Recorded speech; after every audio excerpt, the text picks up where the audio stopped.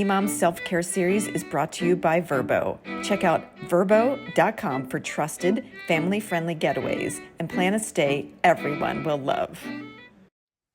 The Ski Moms are back with our second in the Self-Care for Ski Moms series. We were so pleased with the first one. We had Brenda Buglioni on talking about fitness. And today, because we are nearing the holidays, we're going to be talking about organizing and decluttering. We are so grateful to our sponsor, VRBO, for making this all happen. And we're excited to welcome you to the second part of our self-care series. Jen, thank you so much for being our host. And what do we have in store today? Thank you, Nicole. Welcome, everyone. So today we thought that the topic of time management and organization would be perfect because right now we're in the middle of the busy holiday season. I mean, hopefully we're going to get some time off work, but the kids are finishing up school. There's a lot going on. So today we're going to learn some tips and tricks that will help us, like you said, to be present and spend quality time with our family and our friends. So today, to help us get the most of the holiday season and our next ski trip is Sandra Haddock. And she is the owner of a Tidy Place Professional Downsizing here in Waitsfield, Vermont. And her specialty is really downsizing, it's decluttering, it's organizing. And she's here to teach us how being organized and being on top of our game, especially in these busy weeks, how we can actually add hours to our day. So welcome, Sandra. Thanks, Jen. Thank you, Nicole. Thank you for having me as a ski mom and fan of the podcast. I'm thrilled to be here. And I want to say one more thing. I want to give a shout out to your awesome sponsor, VRBO. I myself am proud to be a VRBO superhost. And I've loved working with this great company. Great. Yes, I know. I too, actually, as well. Okay, so let's start off with a question that we've been asking all of our guests, all of our experts. So self-care can look different for everybody. So we'd love to know, what does self-care look like to you and how do you incorporate it into your own life? At this point in my life, my mantra is simplify. I have come to hold minimalism as my North Star. And this has been a really long arc of self-evolution for me because I was definitely not born this way. But how I arrived briefly was initially in response to my parents and grandparents having just mountains and mountains of stuff and me sort of all of that sort of falling to me. And then after having children, we started going to we would spend like a week every summer at a state park, right? Where you had to haul everything you needed to a cabin. And then later staying in vacation rentals, VRBOs.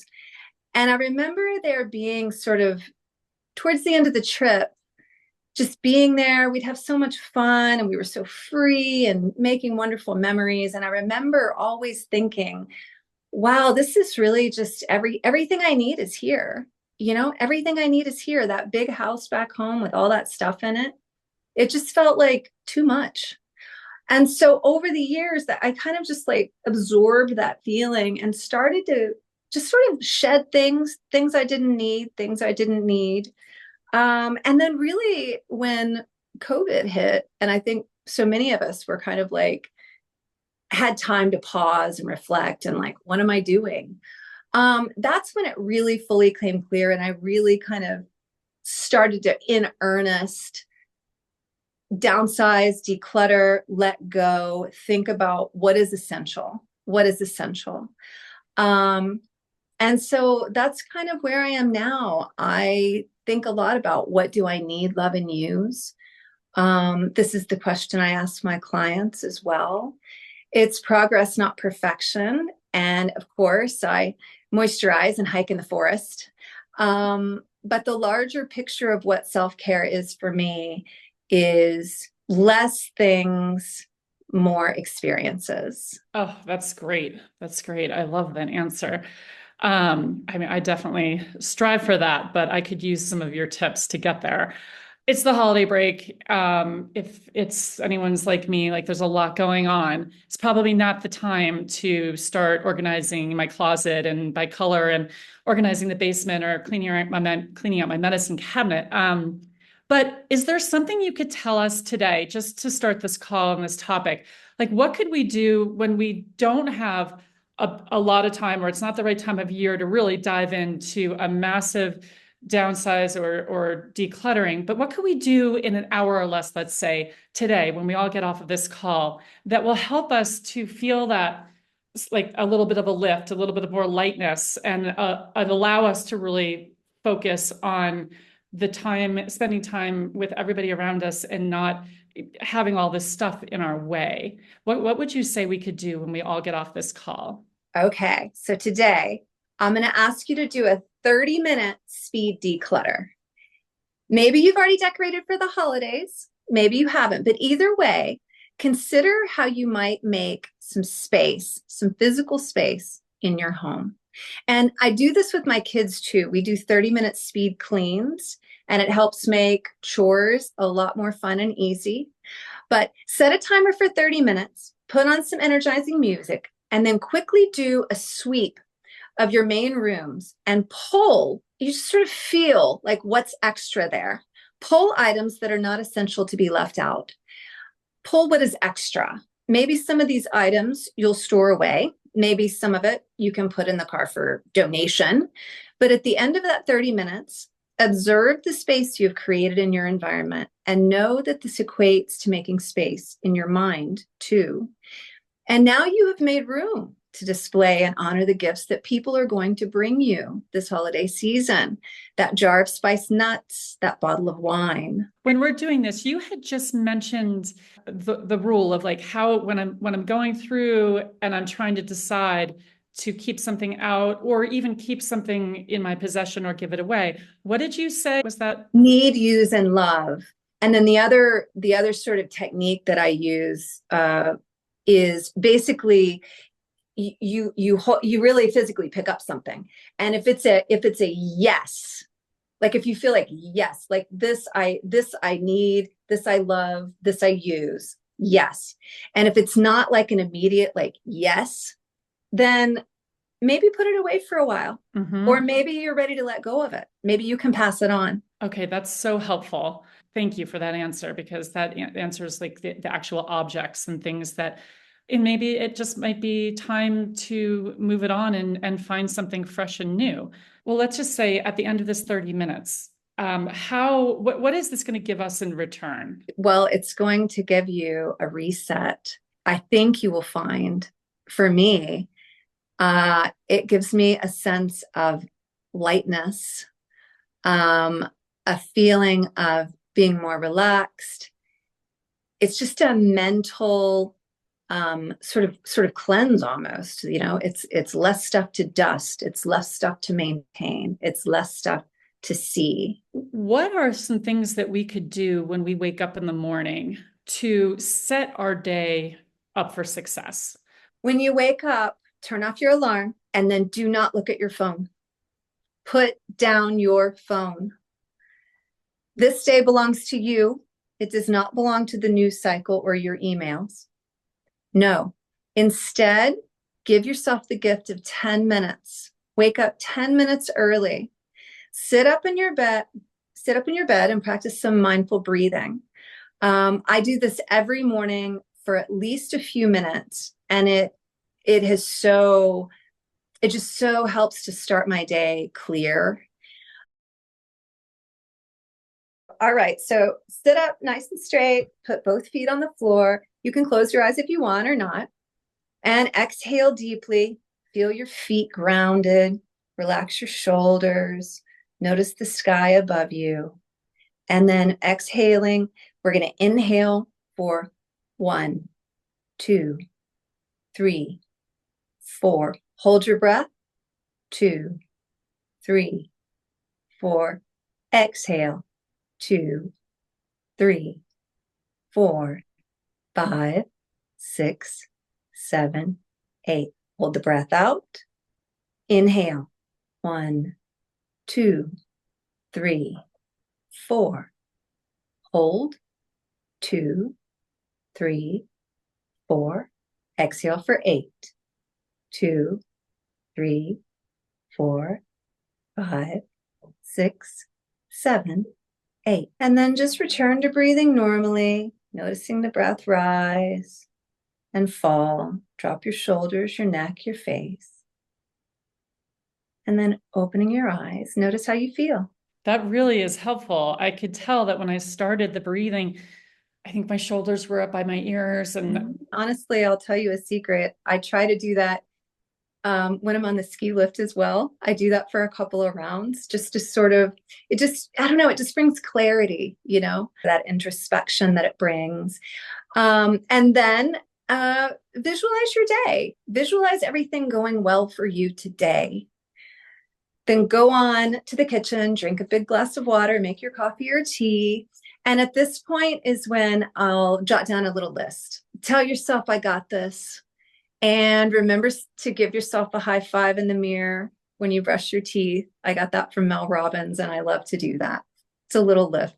If we're decluttered in our space and our minds, we can start thinking ahead of time about what we can be doing to make those ski trips successful for our whole family. And also, this is a vacation. These are vacations for us as well. So self-care is something that I want to hear about. How can we plan so we can incorporate self-care while we're on our ski trips? Yes, definitely. Well, my kids are older now, so my tips here come from a place of experience.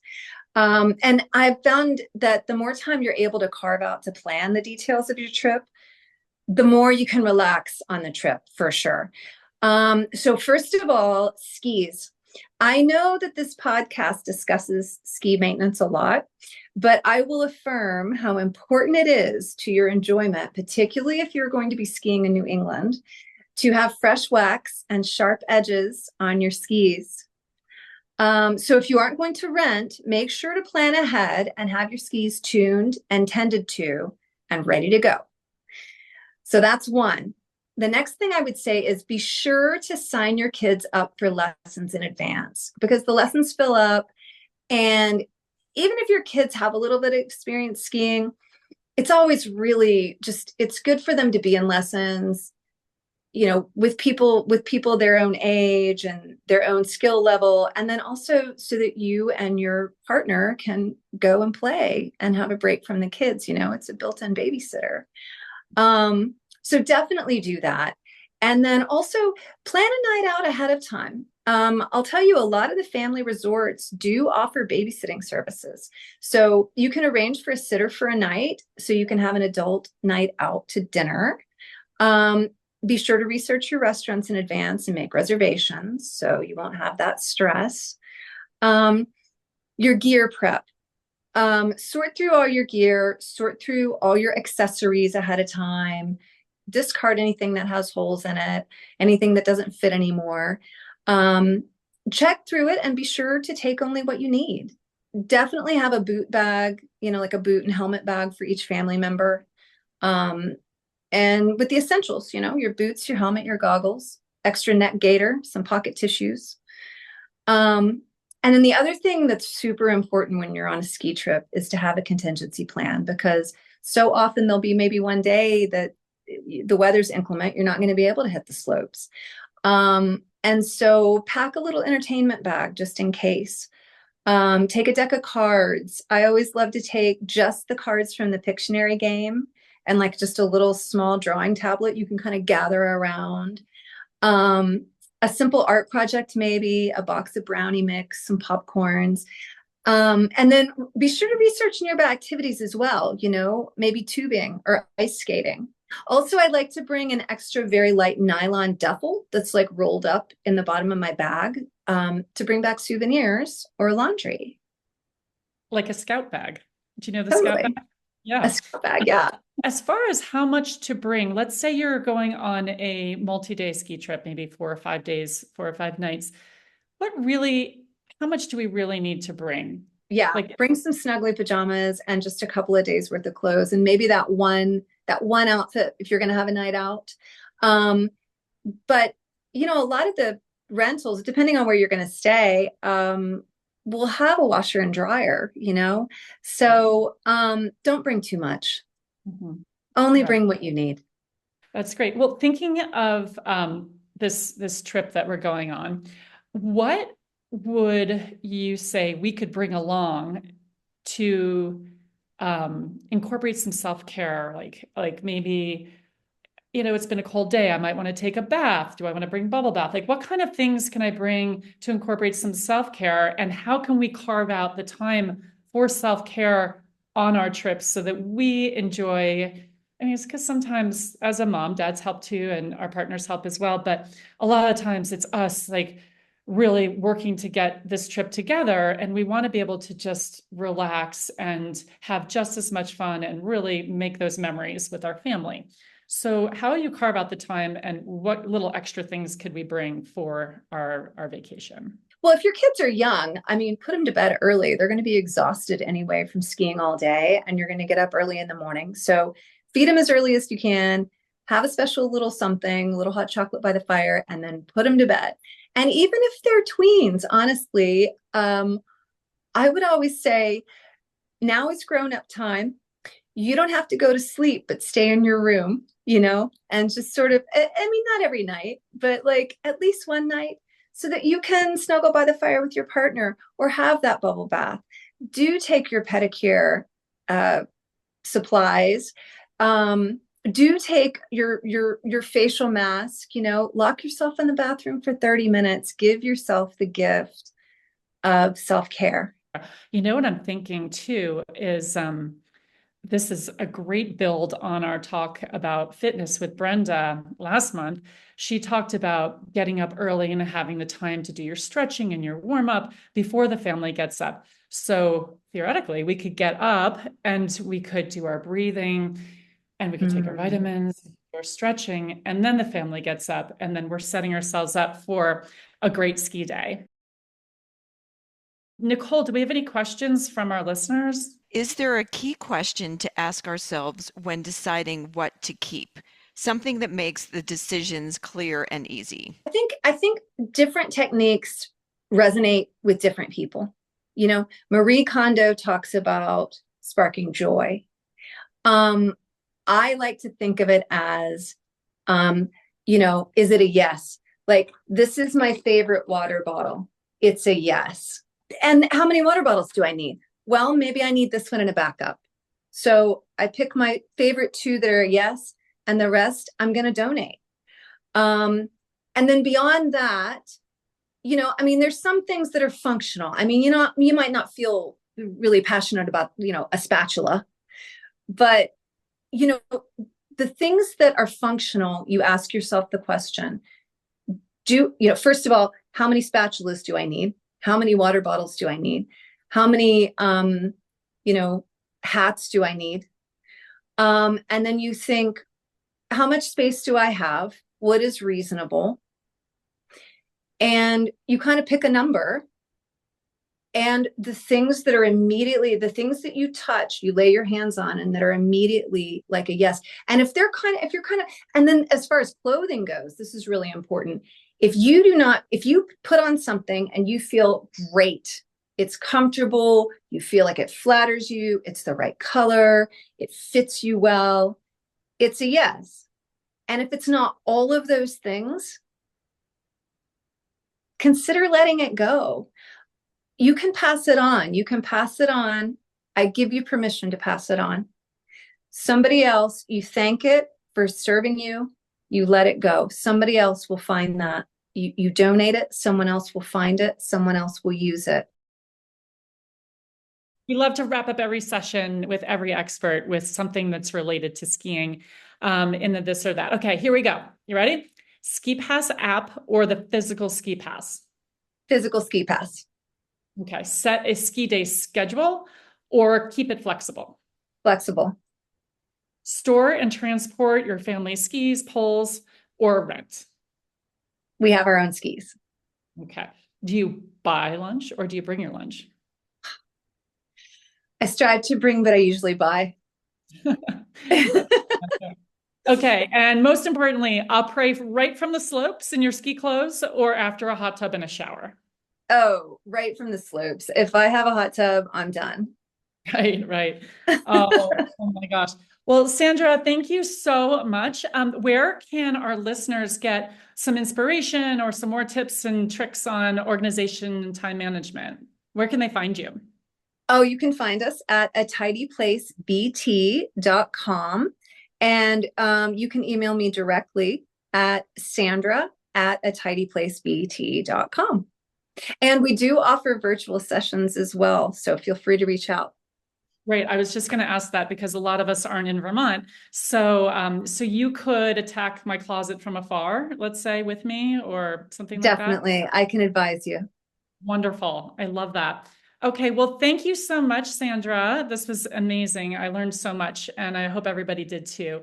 Thank you, everyone. And we will be back in the new year. We'll be talking about nutrition and a few other topics. So we're so grateful to VRBO for helping us put this series together. And thank you again to Sandra and Jen for guiding us through the tips to get us more organized for this year and next year coming up.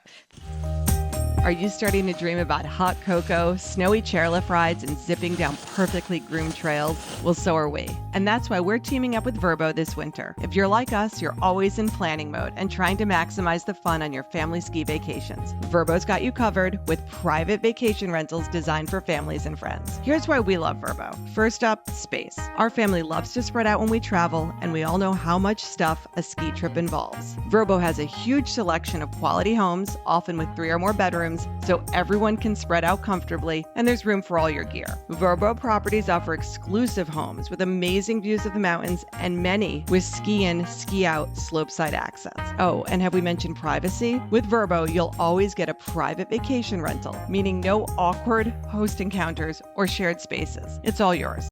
Ready for your next adventure? Download the VRBO app or check out VRBO.com for trusted, family-friendly getaways and plan a stay everyone will love.